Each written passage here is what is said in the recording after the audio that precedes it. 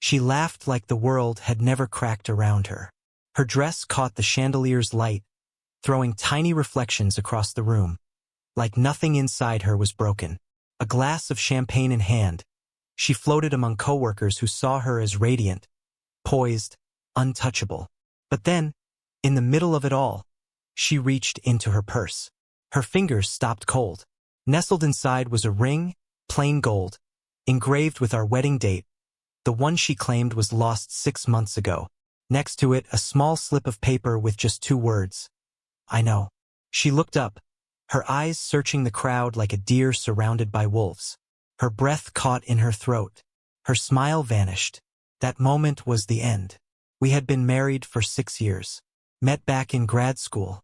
She was brilliant, ambitious, magnetic. I was quiet, observant, more drawn to people's truths than the textbooks in front of me. She once said that's what drew her in, that I saw her. And maybe once I really did. We built everything from scratch. Shared rent, shared dreams, shared late nights planning a consultancy that would be ours. We promised transparency, loyalty, future. I held on to that even when it started slipping. It didn't fall apart all at once. It began in whispers, late-night meetings. She never used to have a new scent clinging to her, unfamiliar. Her phone suddenly guarded like a vault. She stopped saying we. It became I. I noticed. I chose not to ask. That's what love does. It makes you loyal to someone who no longer exists. The truth came out on an ordinary evening. She left her laptop open, rare, almost suspiciously careless.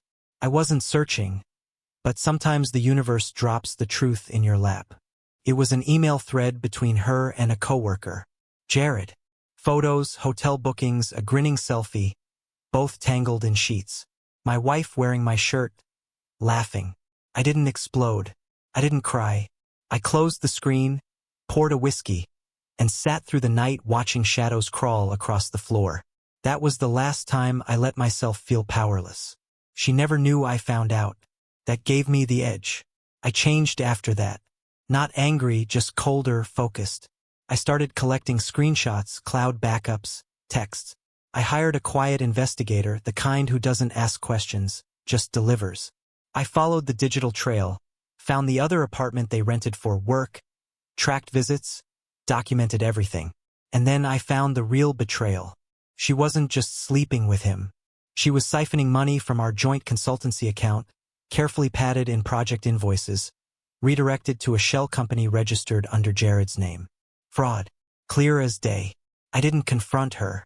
Not yet. I still made her breakfast. Still kissed her cheek before she left. She didn't see me anymore. Not as a husband. I was her silence, her shadow. Took 4 months. 4 months to build a quiet avalanche. I waited for the perfect stage. Their company retreat, hosted at some luxury estate rented by one of Jared's pretentious friends. The guest list was handpicked. I wasn't on it, but I didn't need to be.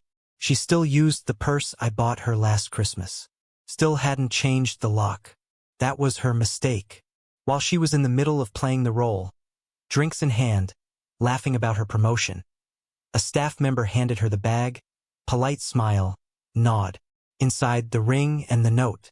I was parked a couple streets away, watching everything through a drone camera, the kind meant for quiet observers. Her face when she saw it, that stillness, that crumbling inside, it told me everything. The next day, it all began to fall. HR got a copy of her inbox. So did the board. So did Jared's wife. The financial trail I uncovered went straight to a trusted friend of mine, an investigator with enough weight to start something serious. By noon, they were both suspended. By Friday, fired. The firm released a carefully worded statement. Damage control. I filed for divorce with every receipt, every image, every timestamp. She tried calling. I never picked up. She asked to talk. I sent her a highlighted paragraph from the prenup. Infidelity voids all claims to joint assets. She left with nothing. No apartment, no company, not even the ring she had forgotten how to wear. The media never found out. That wasn't the kind of vengeance I wanted. This wasn't about headlines. This was about silence, about ruin where no one applauds, but everyone knows. A collapse so personal it doesn't echo, it implodes. I heard Jared skip town, lost his job, his marriage, his license is being investigated. She still emails sometimes. No words, no subject, just blank messages. As if a digital ghost can undo what flesh and blood destroyed. I never respond. I don't hate her. I don't love her either. I've moved beyond both. What she taught me was simple. I am not fragile. Betrayal doesn't break you. It reveals what you're capable of. Some say revenge is petty, but they've never been gutted by the one person they trusted most. She thought it would be another night, another toast. Instead, she opened her purse and found the truth. Quiet, merciless, final. Wrapped in gold and two small words that ended it all.